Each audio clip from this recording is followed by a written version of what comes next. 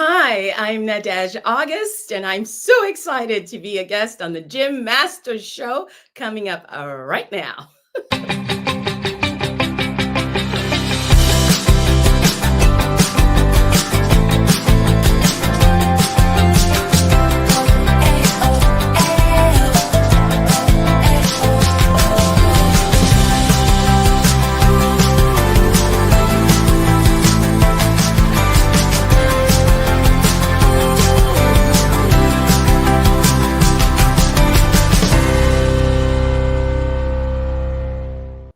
That open is so good. It likes to play more than once. I love the tune. I was bopping to it. That's why I think it started to play again, because it saw you. I saw you in the little queue window there. We just for the viewers, we have an elaborate green room for our guests, and inside that green room, there's lobster, champagne, truffles. So she was enjoying that before that open played, and she was rocking down to that open. It gets everybody every time, huh? It does. I love it.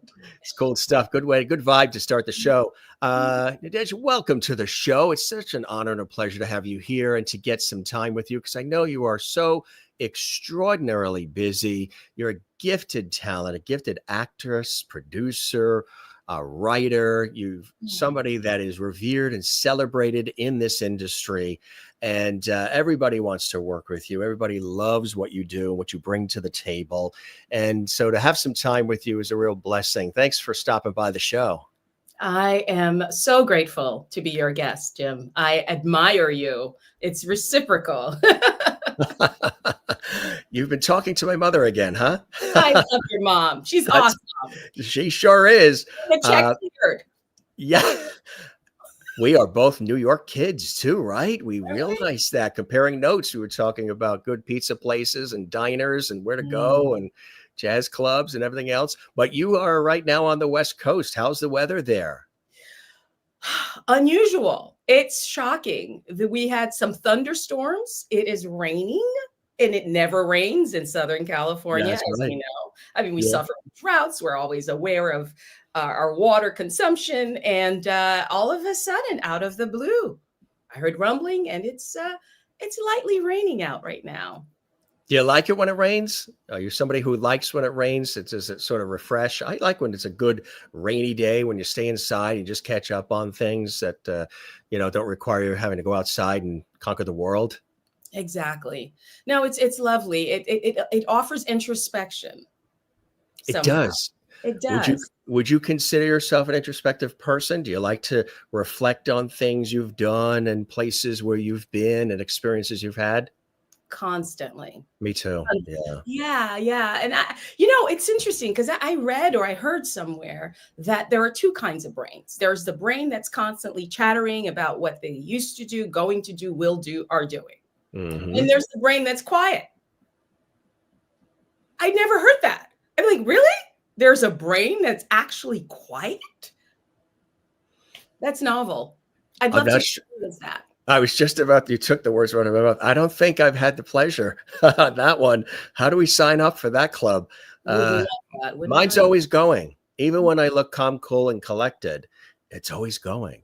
But I think that lends itself beautifully to the kind of work we do, right? You may look very, in place and everything is good, but your mind is thinking and creating and what's next and doing and always listening and being aware and observant so you can react and do what you have to do, right? Yes, multitasking constantly. As I'm talking to you right now, there's this gorgeous tree at this window that's offering me this natural daylight, and it is shaking. It's going wild. Is it really? Yeah, it's incredible. It's beautiful. But I'm also very in tune with what you're saying, and I get it. So yeah, this brain of mine just kind of, the wiring it's all over the place at times. So yeah.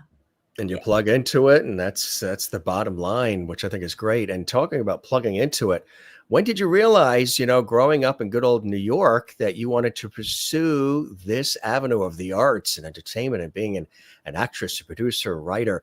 Was that in your family, or were you the breakout person? I am the breakout person, the rebel, who had a cause. Well, it's really interesting. So I was born in Brooklyn, New York. My parents divorced when I was 4 years old. I have an older brother, and mom took my brother and me first to France in Marseille, where I lived till I was about 7.5, and then Port-au-Prince, Haiti, until I was 14, and I came back to the United States. Now, as I don't know if you know this about children who lived in different places and had to acquaint themselves to different milieus.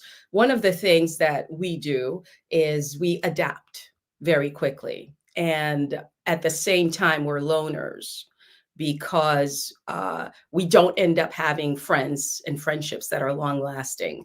It is sad to say, but I don't think I have a friend who's known me since when. Do you know what I mean by that? And Right. so, yeah. So with that in mind, one of the things I loved doing was, of course, reading, and I'd get lost in these imaginary worlds. And one of my favorite books, it was a whole collection of the Comtesse de Ségur, and it was, of course, in French. And I somehow knew, for whatever reason, I wasn't taught this, that anything that appeared in quotation marks meant that someone was saying these words. Then I would just start acting them out. Like I would hold these books and say these words out loud and change my intonation. And I would feel their pain and their sorrows and their joy and all of it.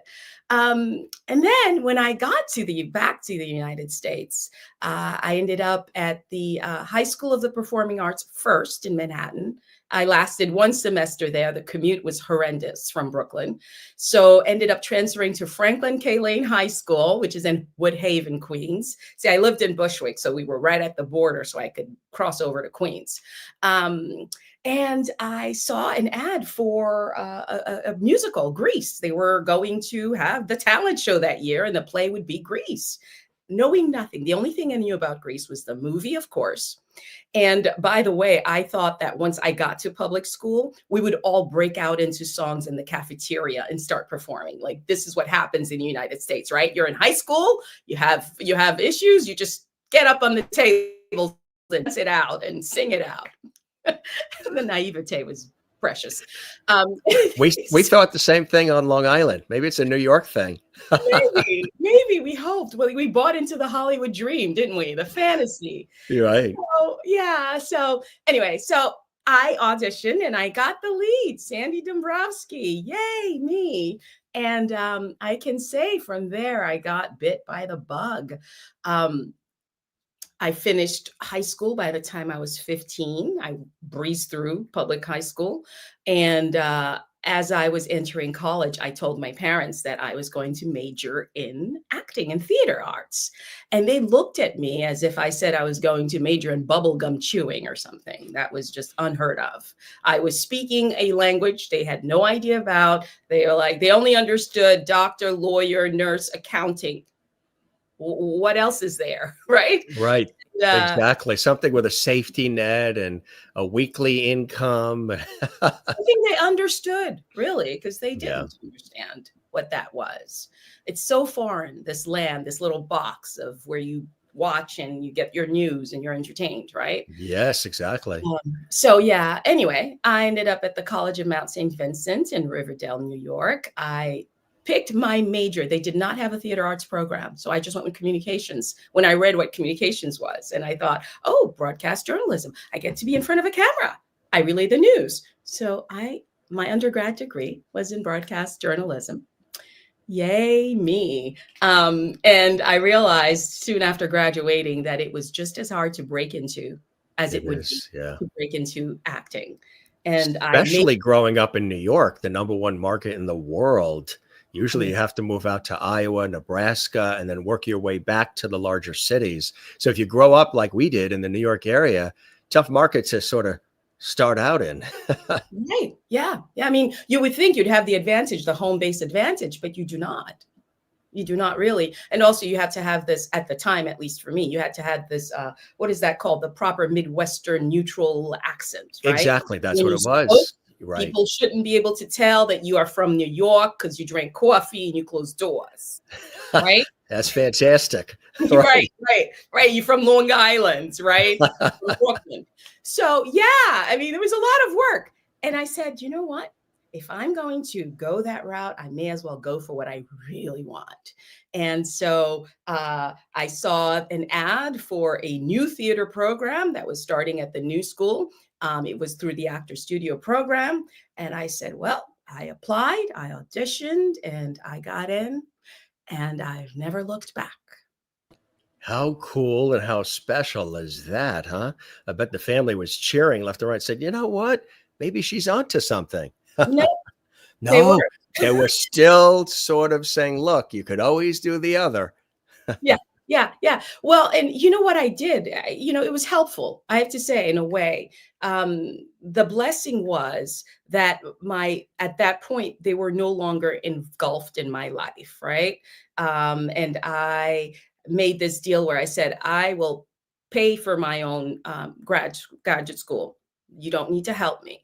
And what that meant was hands off. So I was able to, after graduating, I think about 2 years later, I moved to Los Angeles, and I think the first time they finally understood, and this is terrible, they understood what I was doing and that I had a shot at this, is when they recognized me in a KFC commercial, because that was a brand they recognized. They're like, look at her, she she got her big break. She's made it. She's made it. She's all over the place with this KFC commercial. Finger looking good. Hey.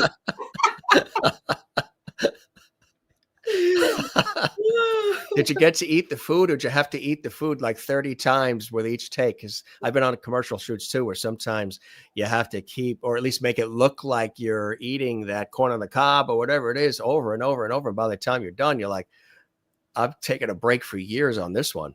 Right, right. No, at that time, you know what they did? Okay, so this is industry insider stuff. They sprayed the food with some kind of glycerin, something to make it look extra pretty. Right. So we were told not to eat it. So we would bring whatever it was to your lips, they'd cut away. We'd do several takes of that. Like, we're about to bite, but we don't bite. Then for the close up, they bring up the real thing where you actually see teeth into the item. That's industry tip. That's an industry tips. Yeah. Very cool from Ms. August right Yes, here on the yes. Jim Master Show. It's an exclusive, but that is what it's like. Did you enjoy the commercial part of things? Was commercial something that you thought about? Well, in New York, at the time especially, you're limited, right? You either did Broadway, where if you could dance and sing, which I am not a singer by any stretch of the imagination, so I was out of that. I am a trained dancer through just, it being part of my program, but nothing where I can be like a Broadway dancer legit.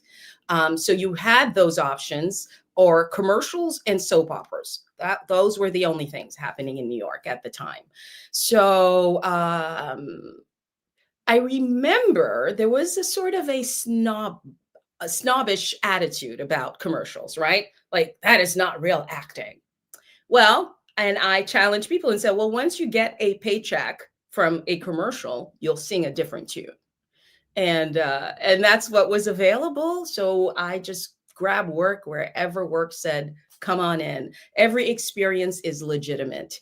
And I will dare say that acting in a commercial is actually even harder than legitimate acting. By legitimate, I mean having a script with written dialogue and setups.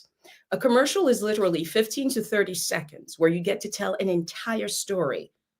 You convey the entire emotion with one look, one smile, one hint of a glint in your eye. It is the hardest thing to nail. So it looks like fun. It looks easy. It's easy to set it aside as being trite and trivial, when in fact it is not.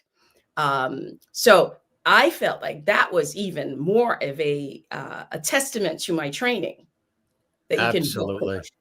It is. I remember being on one for PC Richards and Son, the big New York TV and electronics chain. And I was one of the on-camera talent. I think I was playing the role of a salesperson. We had different roles we would play in different commercials. I was in a string of their TV commercials in the New York, New Jersey, Connecticut area. And I remember for a 30-second commercial, it was 12 hours. Because in the store, they kept moving, the dishwashers, the refrigerators, the televisions, everything around. And the director said, okay, now that we got that, let's do the same thing, but with the refrigerator over here. Let's do it now with the air conditioner over here or the TV over there. 12-hour shoots for what was 30 seconds. And the 30 seconds had to be precise, and you had to really hit the mark, and you have to persuade and convince. So you are so right with commercials. How about voiceover work? Is that you've got a wonderful voice? Has that been something you've tapped into? Well, I appreciate you saying that. Thank you. That is one market that I am just now starting to consider as something to truly pursue. It is highly competitive, as you can imagine. It's probably one of the easiest in that your appearance matters not. Like I imagine people who do animation, for instance, they can do it in their pajamas, right? It doesn't matter what you look like. No one ever sees you. People probably don't even recognize who you are. They recognize your voice perhaps, but not your face. So no, I may have done one or two. I've done a lot of ADR, and that is the post-production work, typically in a movie or a TV show, where they may decide that a line you said wasn't clear and you have to come clean it up, or they feel that there are lines that should have been said and they can just have you say it OS, which is off screen, and record it. So then those are special sessions where you go in and that's recorded, they send it back, and it's all for the film. What I've done is I started a podcast during COVID, a little bit before COVID too. That's where I really enjoyed talking as myself, as opposed to you, right, behind someone else's words. It's not quite voiceover, but it helps when people say the feedback is she's pleasant to listen to. So that's nice. Tell us about the premise and what it's all about, and the name too. Oh my goodness. So my podcast is called What the Fuckery, with an O. And we have proof. There it is. Hey, what the fuckery, baby. What is that? So the idea. How many times did you end up saying that on the train in Brooklyn? If somebody steps on your toe, what the fuckery? Right? Yeah, right. Hopefully, you know what? If only they said that. In New York, they just say the right word. Not that version. When I saw that, I wanted you to say it. I knew what it was, and we had the photo already to go, but I wanted to hear you say it, because the way you said, the way you said it was a little Betty Davis saying, what a dump. It had a little of that Betty Davis-esqueness to the way you said it. Yeah. What the fuckery? Yeah. So tell us about it. This is cool. Well, it's a podcast where I find people who lead non-normative lifestyles. I explore concepts that are foreign to me, and I assume others, and I talk to them, and I hear, and it's like interview, kind of like exactly what you do, Jim, really, in a way, except these are folks who we don't see them. Everything is just done audio, and I get to ask them all of these marvelous questions. As an avid reader, at one point when I was moving, I ended up donating 375 books to the Glendale Public Library. It was a brand new library opening in Glendale, California, and they needed books. And although I gave away 375 books, I still have many, many, many books. So one of the ways I said I can cure my curiosity rather, is to actually, why not just talk to people, the experts, go to the experts. Don't read about it. Talk to someone who's actually living it, who's in it. And that is how it all started. And so I've covered so many topics. I'm on a break now because since we've reopened, people have gotten back into their lives and they no longer have the time, or perhaps I've run out of fuckeries to explore. But it's the kind of things that makes you go, what the is that? so, so that's the idea behind it. It's, me going, what the fuckery is this? Let me tell me about it. Exactly. Which I think is fantastic. You have got a great personality. It's very passionate and enthusiastic, and you're living life in all of its richnesses the riches to the fullest, right? Case in point, boom. I'm here. I love that. Yeah, take a bite out of life. You know what's funny? My personality in real life, people who know me, IRL, I'm bubbly. I am so bubbly. It's insane. Like some people might be a little annoyed by how up I can be all the time. I have yet to get arrested doing comedy. It's the greatest. It's one of those mysteries to me and to my agents. I don't get it. Drama all the time. Gotten awards for performing in dramatic pieces, but comedy, I just don't get. It eludes me. So at some point, I'm going to have to figure out what that's about. Perhaps it's because some say we play the opposite of who we are. Do you know what I mean? Mm-hmm. So I'm not an inherently dark person, humor and all. You're lighter, yeah. Yeah, and so perhaps that's it. So maybe I need to start becoming a brooding, woe is me kind of person, and then maybe I'll book comedies. I tell you, you never know. For my art, I'm willing to change my personality. Not really, but well, one thing you could become, if you become dark and brooding, you could become ruthless. How do you like that segue? No, she and stars. That is why you are Jim Master. She stars in Tyler Perry's epic original BET series. This is BET Plus, and it is so popular. Several seasons of this as well, as people can't get enough of it. And it is on BET Plus, and it is a real staple. Everybody loves Ruthless. Everybody loves Tyler Perry. He's so incredibly talented. He comes up with so much product. How did this, now there's many other things you've done before, which we'll get to, but this is sort of like fresh, topical, is happening right now. How did this all come about for you? And congratulations on it. Thank you. Well, Ruthless is the highlight of my career thus far. Right, as of today. Yes, it airs on BET Plus. I thought coming on the Jim Master show is the highlight. That's usually what they say. We're not done yet, Jim. Oh, that's right. There's a finish. There's a finish. Yeah. My next interview, I'll be sure to say, listen, Jim Masters. Okay, Jim Masters. New York kid, right? Exactly.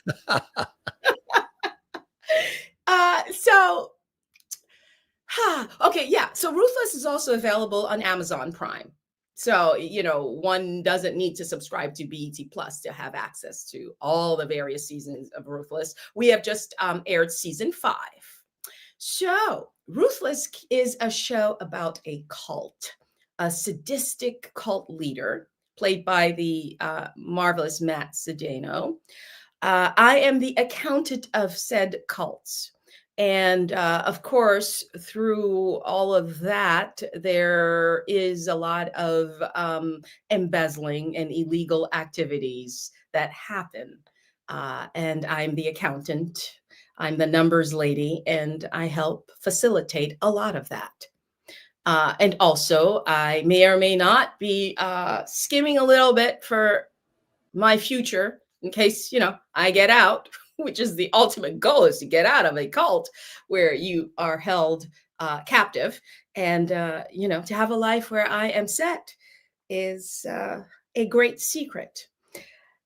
Tyler Perry, I from what I understand, the show is a spinoff of another wildly popular show called The Oval. And so one character from the Oval apparently left her husband's, kidnapped her daughter, and went and joined this cult.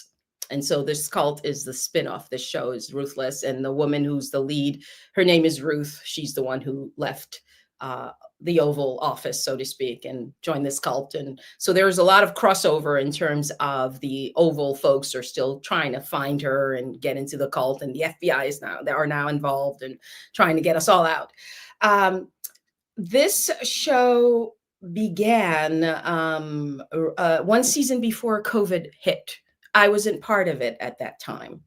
I was brought on once Mr. Perry realized that there was a way that he can keep his employees in his studio running during COVID. He set about these incredible rules and to keep us all safe, brought us in, and we shot the second season during COVID, went home.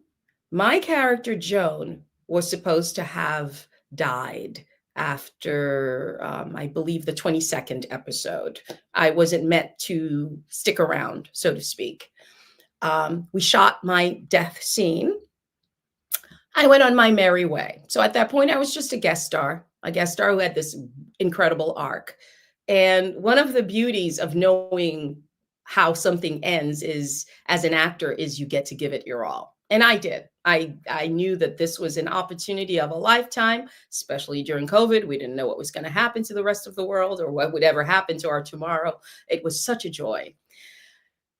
A few months later, I get a call from the president of the studio saying, Mr. Perry has been looking at the dailies, and he's so impressed with what you've done with this character.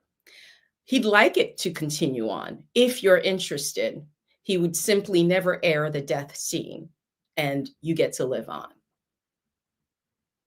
Hello. I said, let me think about it. I'll call you back. No, are you kidding me? I said, is he really asking? Of course I will be there. And the rest is history. And 3 seasons later, I'm still alive. And enjoying the journey, enjoying it all. The 4th and 5th seasons, Mr. Perry has moved on to, I think he's got a lot of deals with Netflix now. So as you know, he's churning out a lot of movies, and I think he has another series with Netflix. So we now have a writer's room. So he's just the creator now and the producer, but we have writers who come in and directors who are not Mr. P who come in now and lead us on and lead us through. Did that answer your question? Was that long-winded? Not at all. That was fantastic. That's just really amazing the way that all happened. What was that initial audition like for you? Were you super excited? Did you go through, incredible extensive preparation, or did you just say, I'm going to go and do my thing, and whatever comes of it, comes of it? Because I had read too, that the producers were so taken back by your performance that they wanted to bring you back, and there you are. Which, they brought you back from the dead. That's not something that always happens in this industry. Maybe on a soap opera, they'll bring you back as the evil sister or something, but not in regular television. Yeah, wow. And you know what? That speaks to Mr. Perry's autonomy, right? Like, he didn't have to go through the proper studio channels. Like, let's say on a regular TV show, on any network, writers who probably would have wanted for my character to go on would probably have to go through so much explanation, begging, and it'd have to be approved by this producer, then go up to the executive producer, then eventually to the head of the studio. The studio would have to say yes, and it would have to trickle down. It probably would seem like too much work for a writer to convince them that this character should come back from the dead. But he, as the sole authority on what happens to his projects, decided, hey, I get to go, you know what? Let's remove this death scene and carry on. Done. It was just incredible. It was a testament to what can happen and what did happen. Every so often I think about that and I go, I'm in awe that that happened for me. Mm-hmm. And to answer your question, that audition, so this, because it was the height of COVID, this is when this whole concept of self-tapes really kicked in. Yes, exactly right. Yeah, and it stuck. That seems to be the only way now to Which audition. is, for people watching, it's, you used to go into, a casting office or what have you, an agency, whatever it might be, and you would, in a long line of others that maybe sound similar, what have you, do your thing, audition with a camera, and the people at the table taking notes and, that kind of thing. And that sort of went out the window, and you had to set up your own lights and cameras and audition in your living room or outside or in your bedroom or wherever you are in your house, and submit it, hoping something comes from it as well. And you did that. Yeah, and that's what we had to do. And part of it too, I think casting folks were, not every casting director's office were open. Only a handful, and mostly with Mr. Perry's. I guess his casting person, which is, it's Kim Coleman, a revered, very respected casting director in Hollywood. So I got this audition, and they said, put yourself on tape. So I used my little iPhone. I set it up the best I could against a wall. I think my walls in my room were green or something horrible. I took a gray sheet, and I just nailed it to my wall, used that as a backdrop. I got so creative, and put up some lights, did the piece. I had a friend via Zoom read the other person's line. So that didn't even sound great because the person was not even in the room with me. But they also understood, right? Like, what do you expect us to do? We're not directors of photographies, we're actors. And at the time, self-tapes were still quite new to everyone. I don't know that cast directors even understood what to expect from watching these little tapes. And so, yeah, I did my best, I loved the scene. I think my take may have been super unusual, right down to how I thought she should look. My character, Joan, I was very specific. Even when I got the job, I sent test pictures to the producers. I said, this is what I think she should look like. And they agreed. And the rest is history. Yeah, she has to wear glasses. Good. And it's very much calculated when I have my glasses on and when I don't. Yeah. I like this picture we showed. That's a nice shot. Yeah. I like that. This is a great one too. Right. This is when I'm waiting for my turn to jump into my costume, and we're completely covered up in this. The women are not attractive on this show. We can't be. We're not supposed to be. Where its makeup is minimal. We're covered from head to toe. It's a tough one. So when people do recognize me outside, I'm just amazed. I'm like, whoa, you have superpowers. People who actually say, you're Joan, right? And I go, wow, how do you do that? I don't know that I could do that. But so they recognize you not just as Nadège, but also as Joan. Wow. Right. That's amazing. Yeah. You're in that show, right? You're the accountant. You're Joan. You're Tyler Perry's Ruthless, right? How cool is that? That is very cool. They could probably also recognize you as Darlene Wilson from Young Dylan on Nickelodeon. Yay. What was it like working on that? Cool, huh? Fun.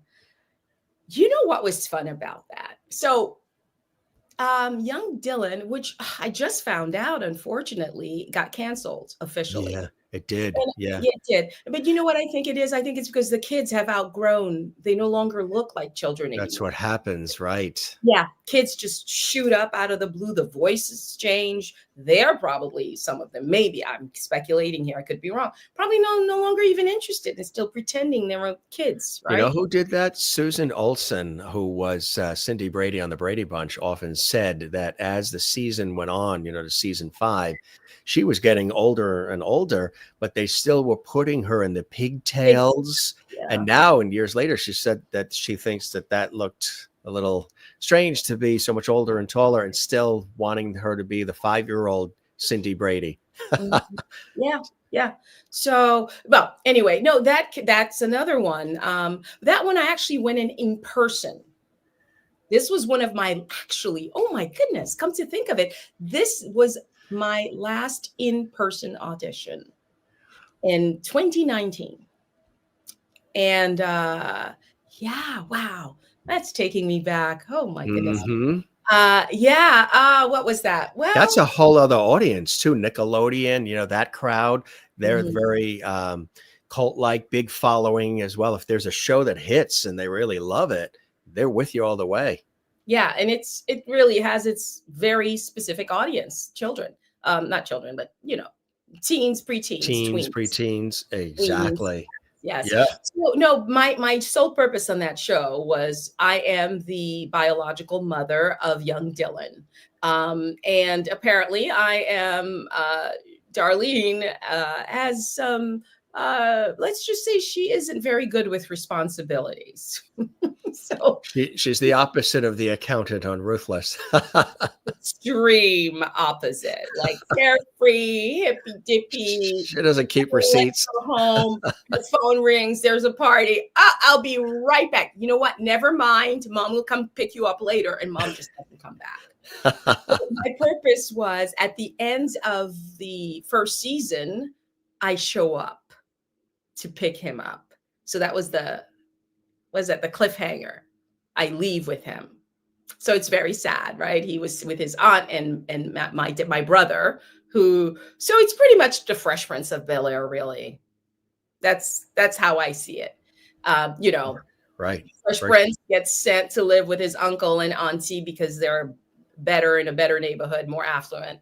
The difference is I'm just his irresponsible younger sister who is carefree and, hey, take care of my kid. I'll be right back, and I don't come back for a Yeah. week. Right. And I come back. All right, let's leave. That's it. Mommy's back. And then season 2, I got to open that season with, oh, and the other hand, my boyfriend just called. We're going to go for a ride somewhere and I'll be back. And I just never come back. I just let them keep my kid and I'm living it up somewhere. And I just never came back. So yeah, I did about three episodes. So it was more of a recurring, but it was nice to be the actual mother. And one of the things that is such a pleasure when you're an actor and you come on as a guest is that there is so much freedom and your storyline is juicier. And I say juicier because you come in with a real problem that the main characters have to solve, right? I show up, I wreak havoc. The people around me who are there every week have to fix it, and I get to leave. It's like on procedurals, right? The guests come in, oh my God, my husband got shot. Let's find the murderer. Okay, they solve it, and I get to leave, and I don't come back again. So that was fun, and I think too for me, it was right when I started to transition a little more in depth into playing moms a little more. So, to have gotten a job that said, okay, you're someone's mom kind of made me feel like, okay, yeah, that's what I am now. I'm now mom. You That's go through stages as an actress. you go through the Right? stages, right? Exactly. First, you're the girlfriend, you're cute, you're hot, whatever. And then Right. you become like the young Whatever. right? And then eventually you're like, all right, guess I'm a mom now. That's it. That's what happens. Exactly right. Or maybe the older sister in between the mom and then the Yeah. it's the young doctor. Mhm. It's amazing too when you think about it, is the breadth and scope of things that you've done. And she's a multi-award winning actress as well. Multiple awards. We'll talk about some of those in a second. Have you ever had a situation where you're on something and it is just an episode or two or just a scene or two, and you're like, gee, I really like this series. I like this cast. I like this atmosphere. I really wish that it would be something I was on longer. It's almost like being on a soap opera, and then all of a sudden, after many years of being on it, that character is written out, but you are so used to it, or you just loved it so much, you want to be a part of it more. Mhm. Oh yeah. I mean, just about every job. Trying to think. I mean, there are some sets, let's be honest, where okay, so you're a guest. I'm a guest in someone's home, essentially. And I am walking into dynamics that I have no idea about. So I have to be very careful. Some sets you pick up right away that there may not be this happy family, in which case you stay in your trailer. You mind your P's and Q's. You're brought onto set, you do your job, and you leave. Thank you very much. And you're actually happy that you're not coming back. But mostly, a lot of sets are very welcoming. Um, they politely appreciate that you are coming on to work with them, which is always so lovely because it's unexpected. Because there are so many actors they could have chosen, right? And you feel like, no, I should thank you for choosing me and giving me this job, right? Um, so those tend to be the ones that I'm like, oh, I wish I could come back, but the storyline doesn't allow it. Um, they're written as one and doneers. And this is why the going back to the Ruthless, the whole Tyler Perry's experience for me, right? I thought, oh, what a great family, what a beautiful experience. Luckily, the character Joan had an arc. She was fully fleshed out, and it was okay if she was no longer there. But to have been brought back and to know that it's now fully ingrained, that is a storyline. She's alive and well and has purpose. That is icing on the cake. We got a really cool shot of you and Anthony Anderson. How cool is this? Huh? Another brilliant talent. Yeah, that was during the NAACP Awards.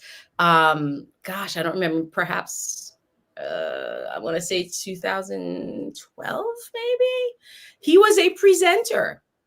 I did not win that award, but I was nominated, and You that received your first. Was that when you received your first NAACP Theater Award in 2008 for your portrayal of Abby Putnam in Eugene O'Neill's Desire Under the Elms? Under the Elms, yes. At the Odyssey Theater Ensemble in Los Angeles.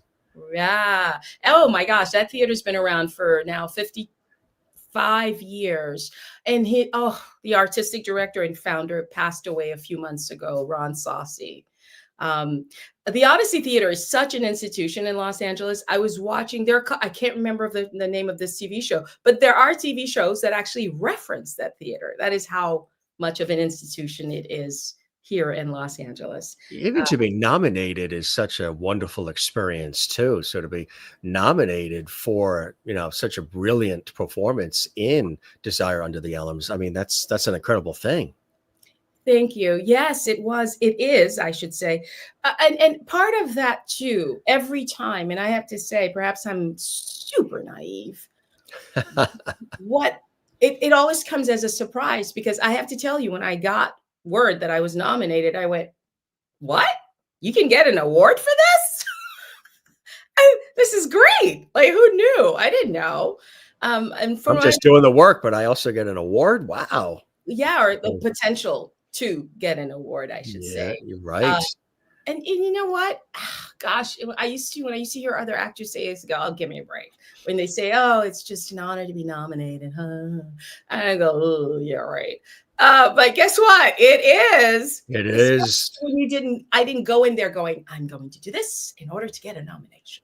No, exactly. No, I just came in. I did my job every night. 7 nights, not 7 nights, 7 performances a week. Yeah, exactly. And, yeah. So, you got another incredible theater nod back in 2016, which was a fantastic feather in your cap as well, for the play Sunset Baby. Sunset Baby, Dominic Morisseau, who has now the West Coast premiere. Yeah. Yes, one of his earlier works, and now she's since, written so many plays, has had a Broadway musical, is now writing on TV shows. It's just amazing. I love seeing that, right? Seeing that growth. Yeah. So the thing about Sunset Baby is It was truly an opportunity to be transformative. I played a character that was just honestly, I remember asking other directors, would have you even considered me if you were directing this play? And most of them had said, honestly, no, because I do not present at all as that character. And the late Jeffrey, whose last name escapes me right now, I can't believe it, directed it. And I remember him just calling me and saying, you can do this. I read the play. I thought, what? And he goes, Dej, he always called me Dej. He goes, Dej, you can do anything. Hello. I couldn't let him down. And boy, till to date, I must say that was one of my favorite roles to have had the opportunity to portray. It's so fantastic to have that opportunity to do it in the way that you did it as well. And, something else too that you're a part of, Out of Time. Oh, yeah. Now that's fun. That is an indie sci-fi film. As you can see from the poster, I am the lead. And yes. That's a whole other audience to tap into as well. The sci-fi. Oh boy. Oh yeah. And it did very well. It's still available. It's available on Amazon. So folks, go take a look at it if you love sci-fi. Look at this one. Oh, this is one that I actually wrote. Yes. This is your baby. This is my baby. So I wrote 12 episodes, but I shot 3 episodes as proof of content, as they like to call them. And this is what you use to shop around to various networks to see, hey, can we make a series out of this? I'm sad to report that not much came of it, but the 3 episodes are on YouTube and people reach out. They enjoy it. They quote me sometimes. They've made memes. It's hilarious. I'm just happy that I was able to write something and just put a little hint of it out there. What is it about for the folks that haven't checked it out yet? I'm sure they will now. The 3 episodes. Boy. Yeah. Okay. And I love the graphic. The animation's cool. Yeah, I know, it was really special. Yeah, I love it. Gosh, you're really taking me down memory lane here. I tried. Yeah, see, one of the things that has helped me, a coping mechanism to stay alive and well in this business, is I try to forget what I've done in order to do more, move forward. Because it's easy to, what happened was I talked to a lot of older actors as I was coming up and trying to learn and seek advice. And one of the things that chagrined me was watching and hearing them reflect on things they did many, many, many years ago. And the way they would share the story was so vivid. It's as if they still believed it was happening right now. And I would feel so sad and go, well, what has happened since? I mean, I wouldn't ask them, but I would know that was the highlight of their life, and it kind of stopped.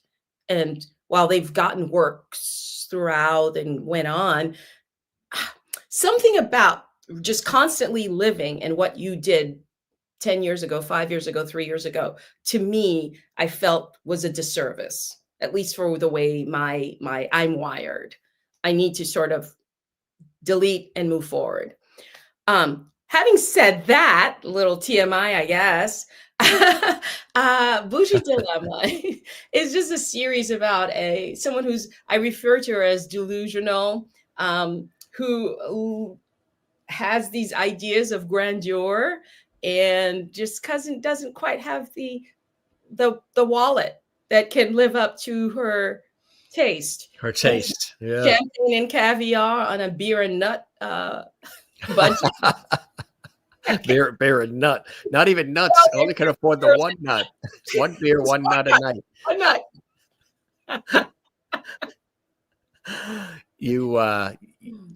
In going back a little bit, people will recognize you for some of these incredible performances, including Criminal Minds as well. Joe Mantegna and the team. What was it like working with them? And Do you know that episode apparently it remains one of the most watched episodes. Yes. Minds. Yeah, Shamar Moore. Yeah. We had Oba Babatunde with us recently, and he was absolutely amazing playing Shamar's father on that. Really. Yeah. I'd love to go. You know what? I gotta figure this out. I'd love to go back and work with Shamar. That was an epic episode. I say epic He's working with him in SWAT too, I think. Yeah. Yeah. I think it's because that storyline sort of brought some closure to questions people had about Shamar Moore's character and the man who played my husband that you see on the other side of Joe Mantegna. I'm terrible with remembering names. Forgive me. Anyway, apparently he and Shamar Moore, the characters that is, grew up together, and they were both abused by the same person.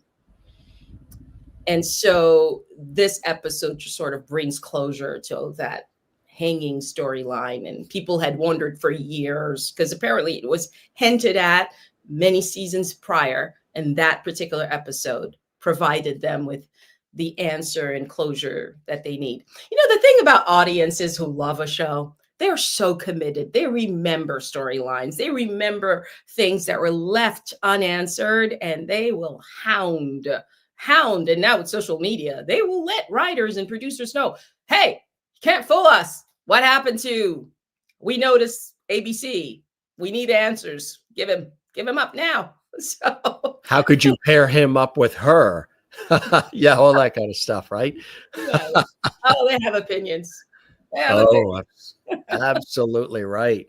This is a great shot of you at the Emmys. Yay. Very nice. Yeah.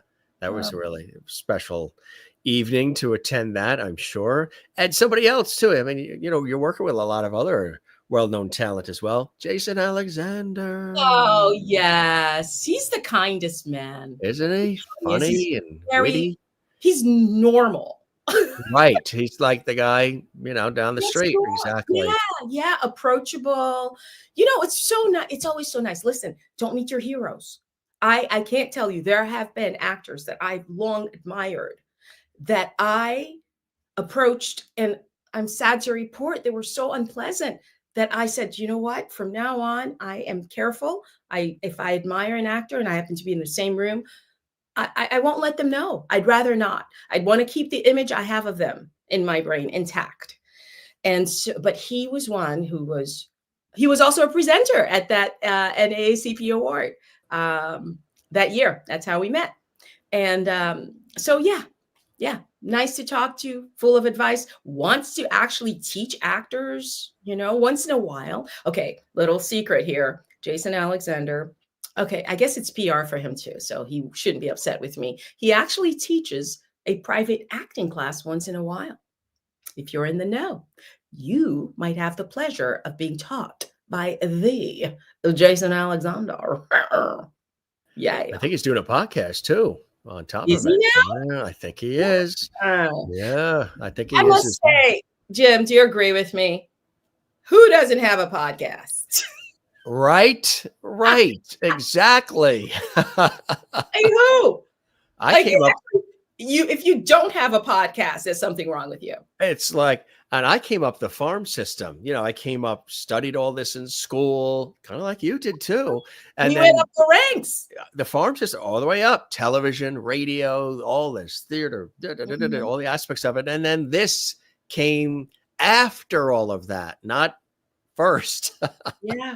So it's an interesting sort of thing to, when I started even this series, it was interesting to me because I'm used to, like you, the studios and the cameras, lights, people, action, and, you know, a sort of a grander scenario, and just very interesting. Though this is warm and intimate and conversational as well. So you make what you have, you know, the best of what you do. And that's one of the things I like to do, is bring back the lost art of conversation. I think that's why the show has taken off, and we've done 1,300 episodes. Oh 1,300 episodes, Jim Masters on YouTube, several times a week, right? That's impressive. And sir, might I know which episode number I am? Am I 1,301? What is my That, episode number? that is actually, I'll have to look at that because it's past the 1300. So I will get that to you, so you can proudly say that you are. I can literally tell people Gym Masters 1301. That's the one to watch, right? That's the one to Binge watch. all the others. Exactly.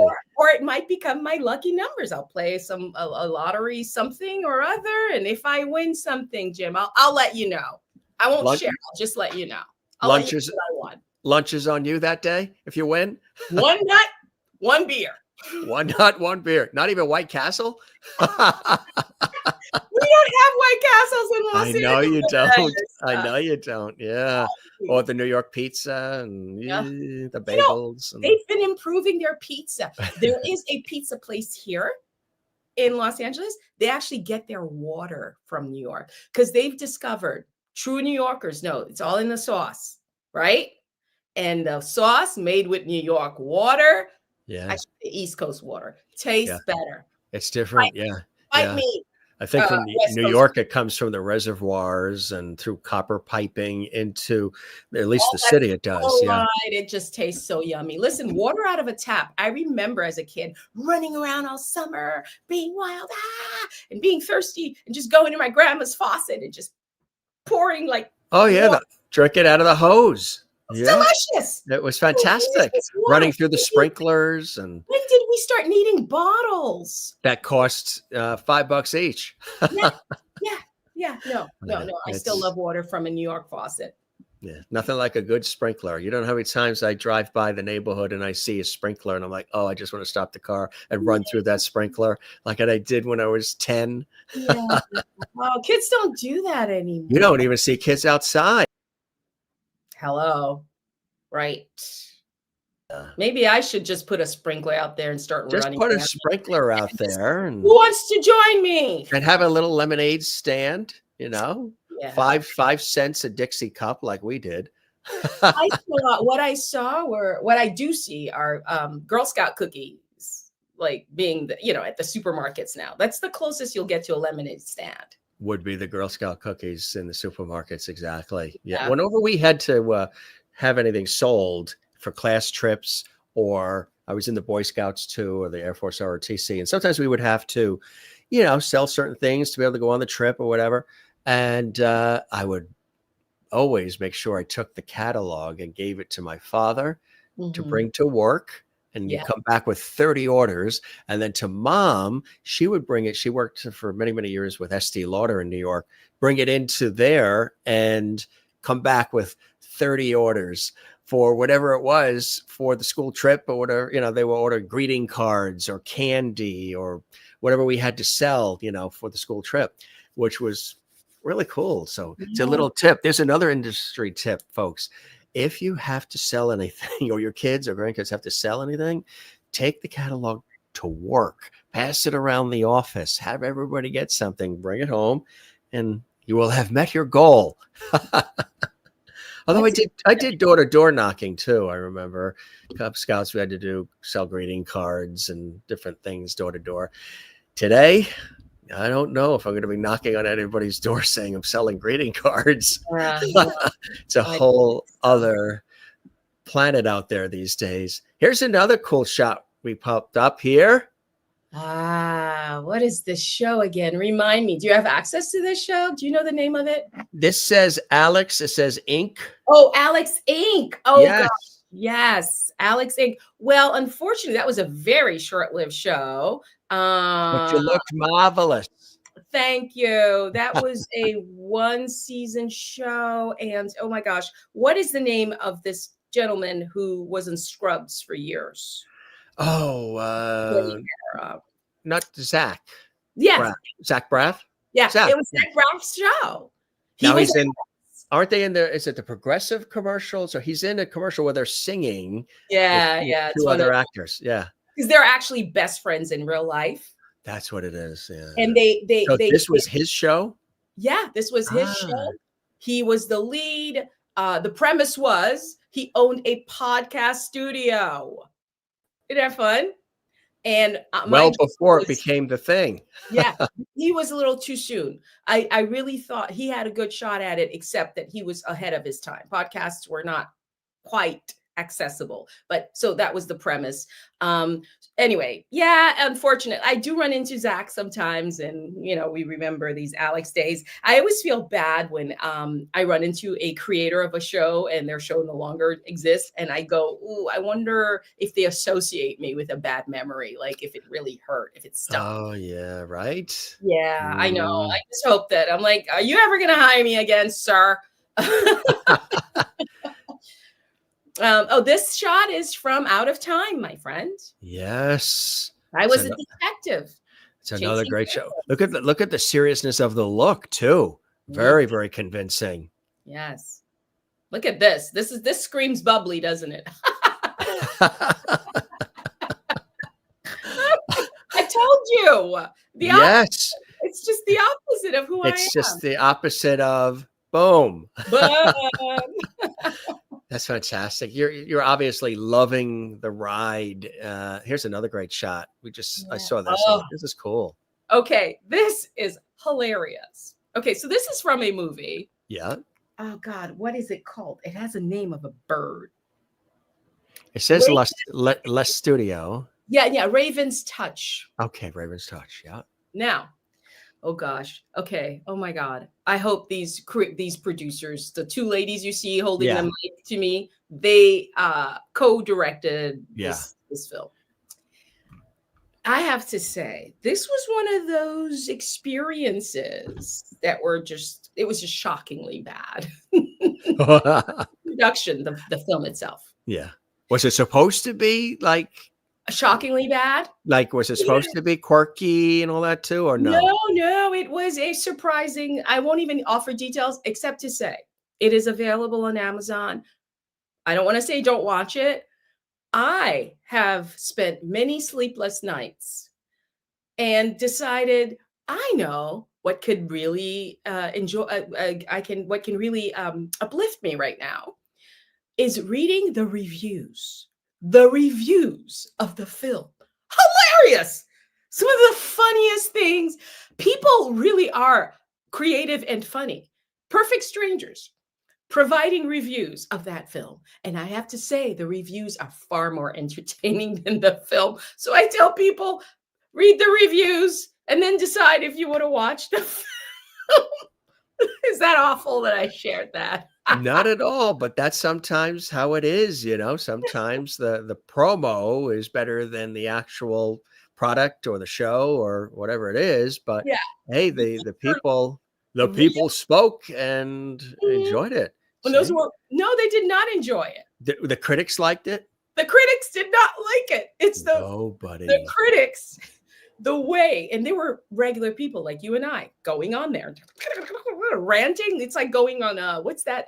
Yelp. The Rotten Tomatoes, right? Oh, the Rotten Tomatoes. You Yeah. can offer your review. Yeah. Well, people were Did that get any tomatoes at all, or? Oh, it got negative tomatoes. Like it basically, if you wanted. If they had a category said 0 tomatoes, that's what it would have gotten. But tomato soup. Yeah. Yeah. No, but it's just that what people write are so entertaining. People are very funny. Yes.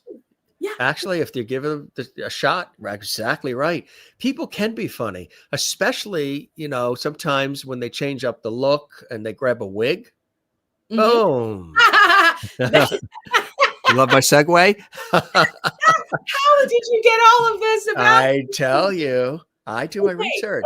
And that is a shot from Sunset Baby. I love it. I love it. You look very, very happy there. Obviously in the dressing room prior to the show, either before or after. This got to be after the show. Yeah. I'm just happy that it's over. No. But no, this is the moment I dressed to go on stage and, being That's happy. Cool. Yeah. Yeah. I love the wig. Here's you and Vivica. Vivica yes, Fox. Yes. Right. Yeah. Was that an event or something? That's the same event where Jason Alexander. That was that event. That was that event. Wow. There's another great shot. Right. Yeah. I was a presenter for that one. Yeah. Do you like doing that, the presenting? Yes. Well, this one was special because I actually wrote what I wanted to share about this person that was being honored. And so, yeah, that was nice because it was heartfelt. It was honest. It wasn't me reading what someone else said here. This is how you present. But yeah, I mean, I'm always up for a new experience. As long as it doesn't involve singing, I'm in. Uh, never say never. You never know, right? Right? Yeah. You know, as demure and glamorous as she is also a closeted thrill junkie who can't wait to race in a Formula One car and skydive alone. Tell Yes. us about that other side of you, Ms. August. It's always nice to be reminded of your mortality. And how Speak for yourself. really? Bummer. Well, I did drive alone through Death Valley once in August heat.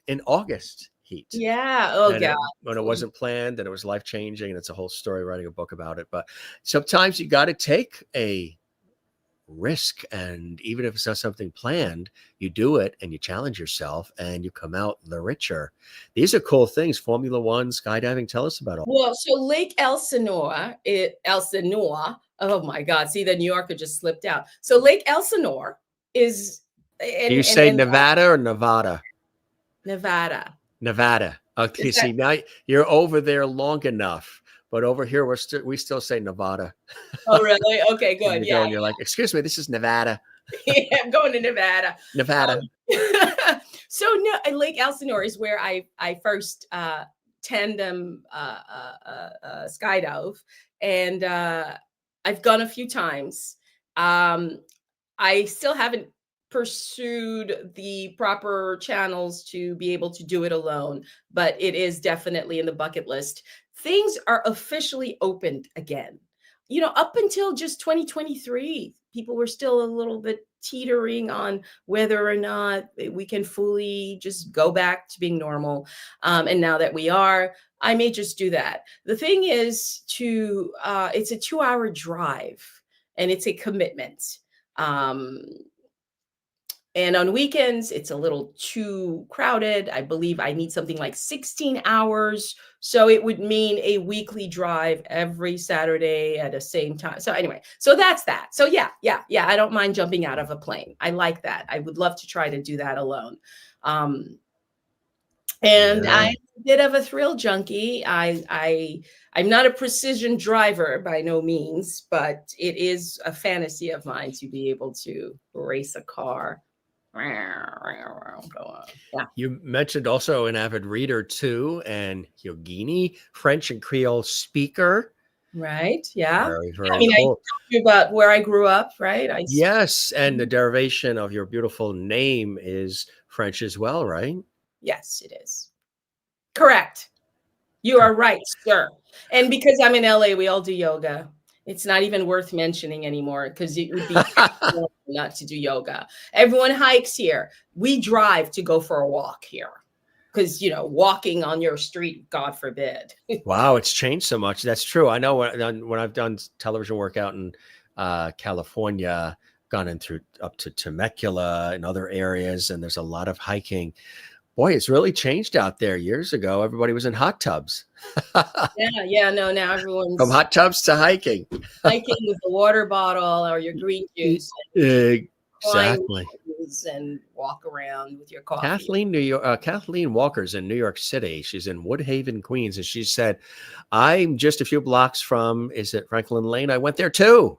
Oh, how nice. Yeah. Oh, that's still there. Bringing back memories for her. And thank you for your support of the show. That's really kind of you. You're a lovely person, Nadège. So glad you came to Loverty Hall.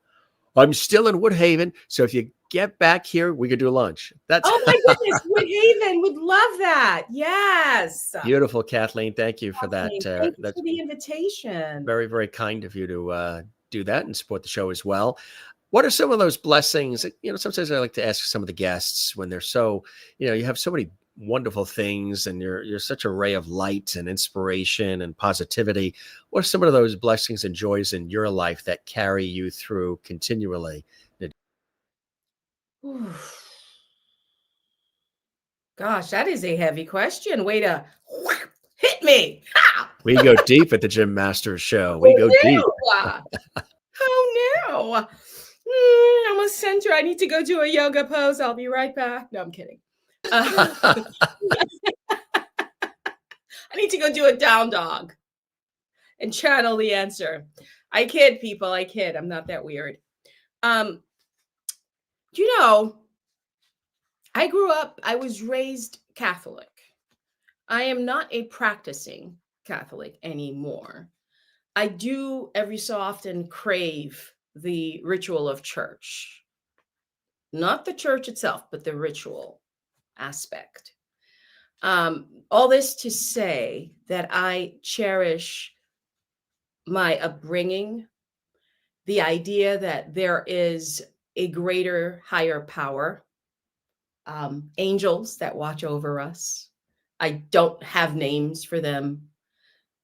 I do embrace gratitude. I walk around sometimes. This is a business, a career. I have by no means chosen an easy path. I take full responsibility for that. So I try not to think about what could have been, should have been. But it pops up, especially when there are times you get disappointments, right? And when there's a role that you really, really, really, really wanted, and everything was set up for you to have it, and you come so close, and then at the last minute something happens where they go another way, which is to say you didn't get it, right? Sometimes that can be very sad. Then I take deep breaths. I connect to this higher power, and that centers me. And it reminds me of what my personal mission statement is, which, you know what? I wrote it recently. Would you mind if I shared it with you? We would be honored. Absolutely. Okay, now that I've said it, I can't find it. Not kidding.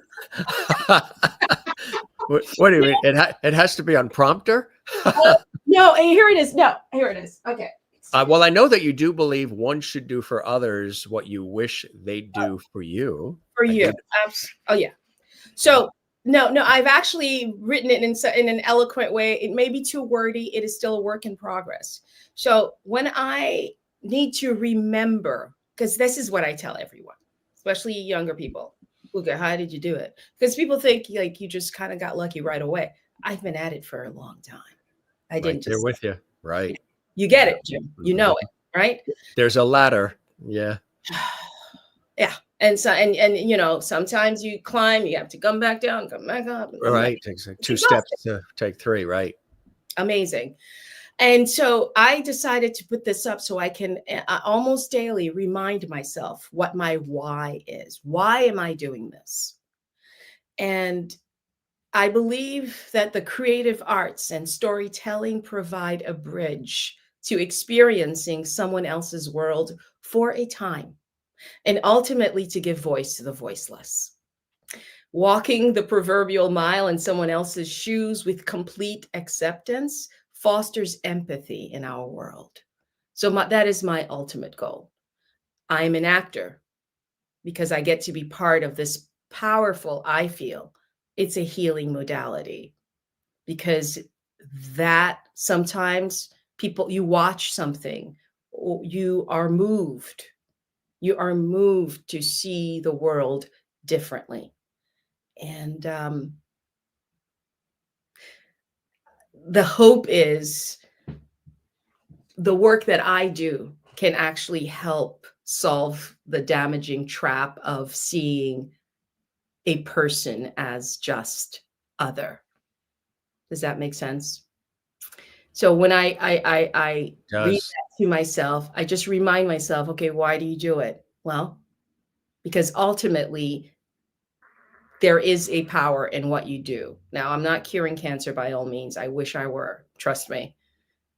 But I know that I can share stories and inhabit characters in such a way where someone can walk away from experiencing a performance that I'm in and feel changed or see the world ever so slightly differently, even if for just a day. I feel that day, the world is a better place, if for just that one day. Beautifully said. Absolutely beautifully said. And that's a message that needs to resonate loud and clear every day, especially now, but every single day. And beautifully, beautifully said and shared with such passion and emotion and from the heart. And you're a very spirited and delightful person to chat with, Nadège. And it's so great to have you here. I wish you so much success. And I say to all the guests, we're going to keep the porch light on for them. So the porch light is always on for you to return to your home here at the Jim Masters Show and come see us again and share anything that you have happening that you're excited about, or you just want to stop by and say hi. And matter of fact, there's her website, folks. Check that out. It's fantastic.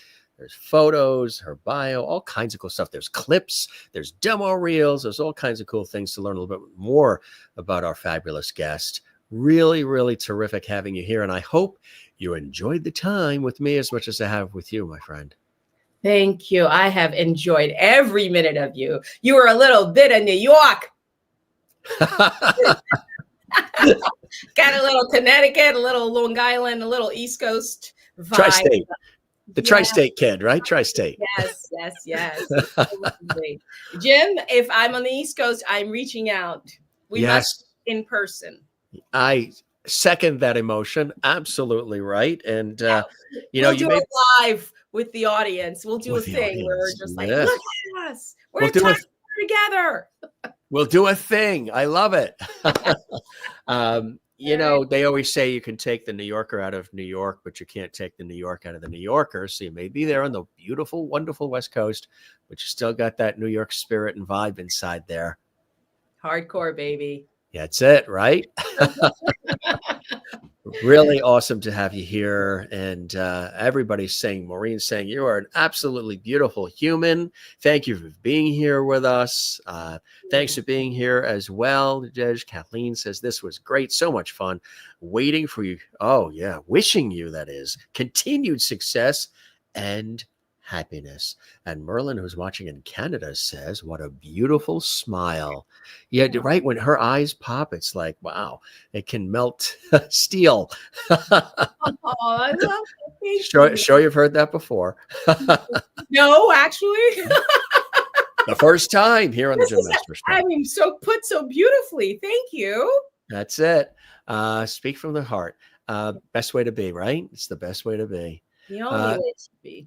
Congratulations on everything. Everybody will be looking for you and going to Amazon and BET Plus and everyone else. Yeah, follow me on socials. I'm Nadège August. That's it. Yeah, IMDb me. She's Nadège with the little accent off. I like that. Right. Sometimes you got to work with the font to get that to work, but it's always the font. You did it. Real good time, my friend. You be well. Come see us again. Spread a little sunshine. Let everybody know about the Jim Masters Show. Other folks you think might like to stop by here and have some fun with us. And I wish you well, and I hope you'll stop by again. Really great conversation. Thank you. Thank you so much for having me. And I am blasting this. I have blasted this link. So it's going to be fun to see who else was watching. Fantastic. Let's go viral, right? Yes. You be well, okay? Thanks for stopping by. Thanks for the generosity of time. You're very gracious about that. Absolutely. Now you're going to make a sandwich? It's still 6 o'clock. It's 6 o'clock. I might go get some champagne. 1 caviar. And 1 nut. Oh, today you did good. You sang for your supper on our show. Have 2 nuts. Oh, yay. Live large. Oh, yay. Thanks, Nadège. You be well, okay? Bye-bye. Thank you, everyone. You're welcome. Isn't she amazing? Wow, it was really fantastic to have her on the show. She's a lot of fun. She's very spirited. She's passionate. And she loves what she does. And she's good at it. And I'm sure you've seen her in some of these major roles that she's had and other things. She loves theater, too. We tapped a little bit into the theater background. That is something near and dear to her heart as well. But I tell you, her body of work is extraordinary, and it continues to grow. And again, recently we were talking about Ruthless, and that's season 5 as well. You go to BET Plus to see everything, and that's Tyler Perry's baby, of course, Ruthless. She, again, is just a spirited soul, a fabulously talented actress, but also a writer and producer. She is a creator. She's always creating, always thinking. And what a blast to have her here on the show, huh? Thanks for all these great comments, everybody, as well. Some major comments coming in here. Don't forget to follow us on Facebook, X, and also Instagram. We're all right there at Jim Masters TV. If you like what you're watching, come see us again. You can see all these episodes archived on our YouTube channel, Jim Masters TV. Celebrity friends and special guests from all around the world have stopped by our show, and there are hundreds and hundreds and hundreds and hundreds of episodes you can binge watch. We're going to have to find out 1,300 something what episode this is for Nadège, so she knows. We've been doing them daily, as you just, we only sort of round up. So it's like, what number is this one? We've done so many. A real pleasure to have you here as well. Come see us again. Love having you here. If you enjoyed this, Maureen says, that was great, Jim. Thank you. Maureen's in Arizona. Kathleen, great show and great guest. Thank you. Yes. Merlin, thank you as well. Yes, she is very well spoken. She has a way with her words. Keep up the good work. Best of luck in all your endeavors in future. Merlin says that in Canada. One of our viewers in Canada are lovely viewers as well. So we thank Nadège, and we thank you for joining us here on the Jim Masters Show. Always a pleasure. Don't forget to love one another, take care of one another, and don't forget to do the very same for yourself. We say that all the time. And one thing before we go, it's very, very crucial. If you enjoyed this episode, give us a thumbs up like. Really counts. Lets us know you're enjoying what we're doing here and you enjoyed this episode. And also YouTube loves to see that. They'll allow more people to see this episode. You share it on your social media, share the episode link and click like, the thumbs up like, and don't forget to leave a comment and subscribe to our YouTube channel, Jim Masters TV, and leave a comment below too, whether you're watching us live right now or you're watching this Memorex, you're watching this later on. For all of us here, this is your host, Jim Masters. Come see us again. We'll keep the porch light on for you as well. It's always a pleasure to have you with us here in Lovely Hall and the Jim Masters Show. Be well, everybody, and cheers.